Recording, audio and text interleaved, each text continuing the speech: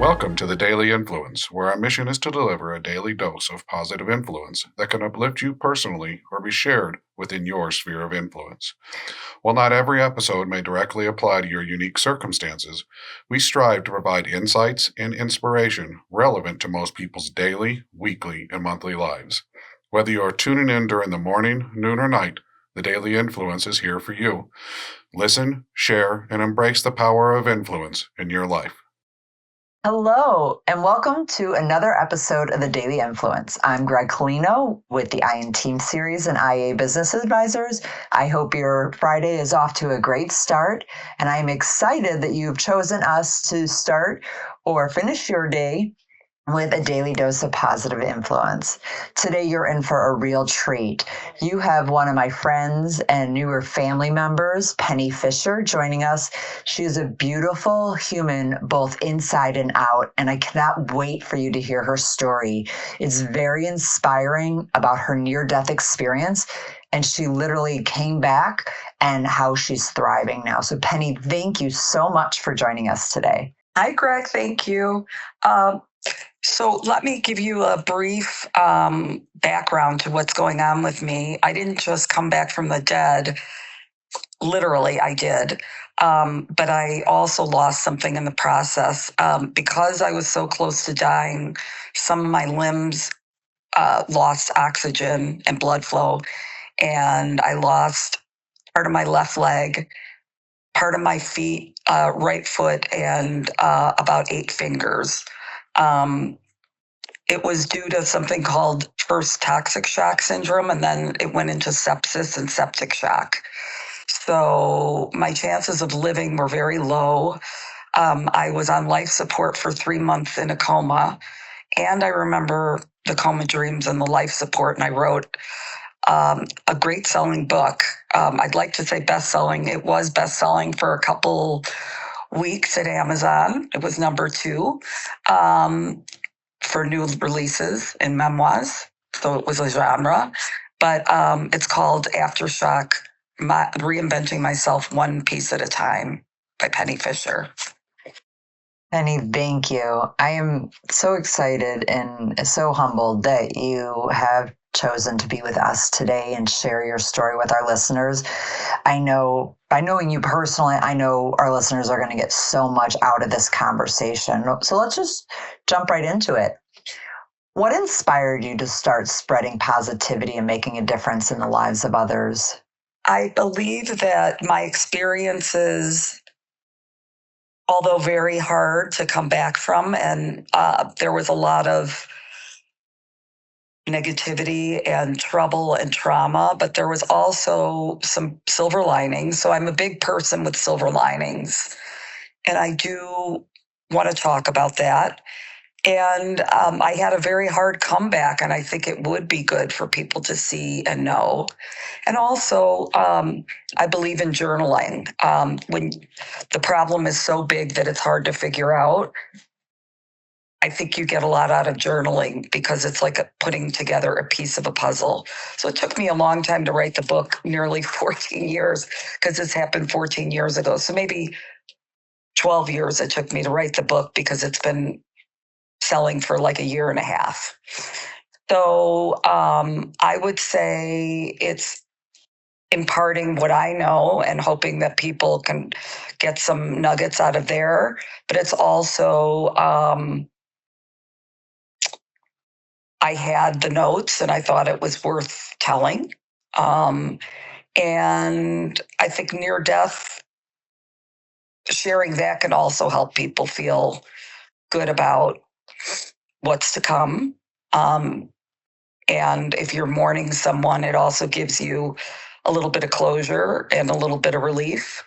But I also, it was part of my healing process to feel good and connect with others and talk about myself and let them talk about themselves. So if that's a long-winded answer, but there were a lot of reasons.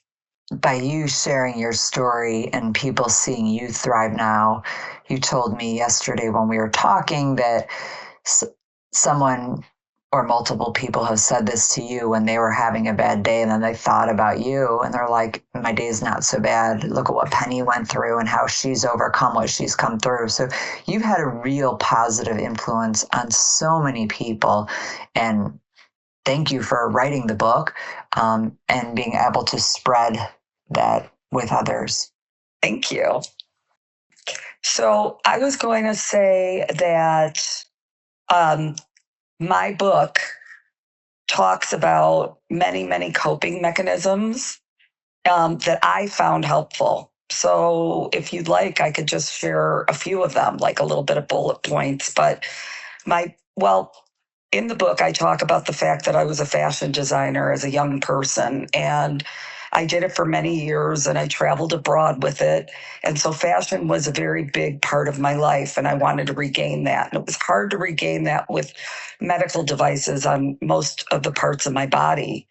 But I did recreate that, and now I feel like you dress for success.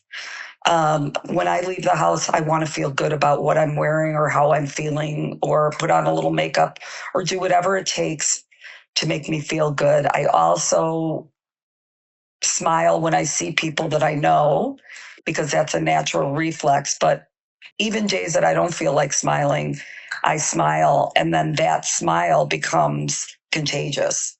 And I feel like it's natural after a minute. So I would say connecting with people, feeling good about yourself, and just pushing through the tough times, just having that inner dialogue and coaxing yourself and coaching yourself to just move forward and give everything a try. Those are really great tools. Thank you for sharing them with us. I know one of the stories you were telling me the other day about when you were walking down the street, you were walking your dogs and you were smiling and you were just radiating this positive energy. People across the street would say hello to you just because they feel that positive energy coming off of you. Yeah. Yes. And this is natural for me, but I do believe there's always something positive. Like I could look at somebody and I could see something positive to call out, or I could look at a situation and try to find the silver lining. So I think that's important too. But if something doesn't feel good, then of course try to go away from it and try to get away from it. But if you can find the positive, try to stick with that. It'll get you through it. That's great advice. Can you share any strategies or initiatives that you've implemented to promote positivity, make a lasting impact in your personal circles or professional circles? Like I said, it's mostly just being warm and loving and listening and just be there for other people. It's not all about you. Even if you're feeling miserable and lousy, it's almost best for you to just focus on other people for a while so you don't feel so awful. And then, two, people can tell if you're listening.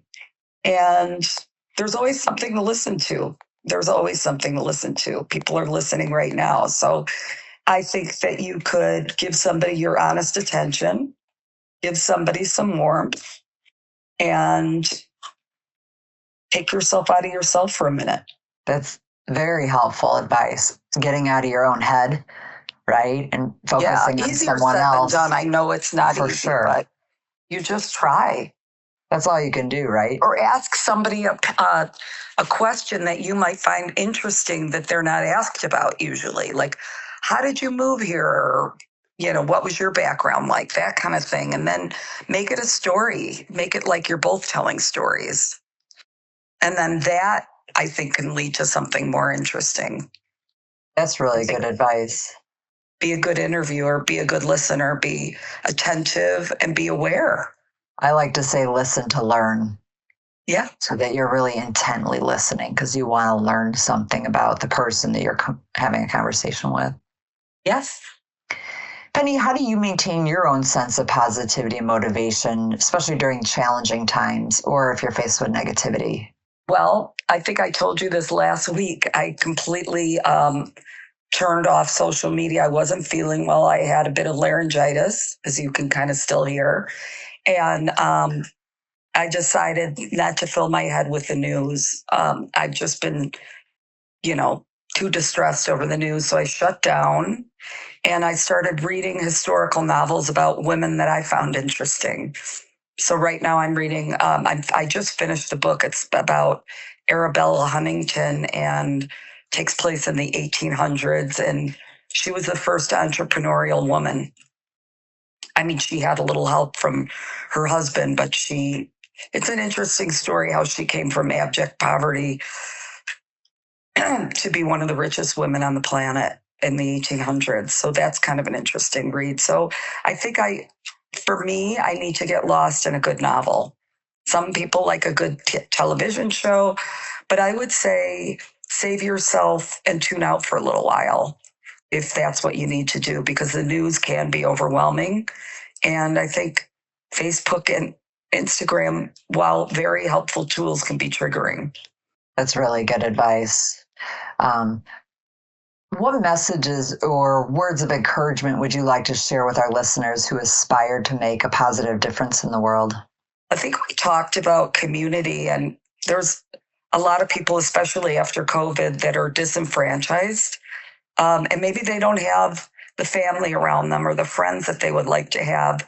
But I think that, again, we talked about radiating a little positivity.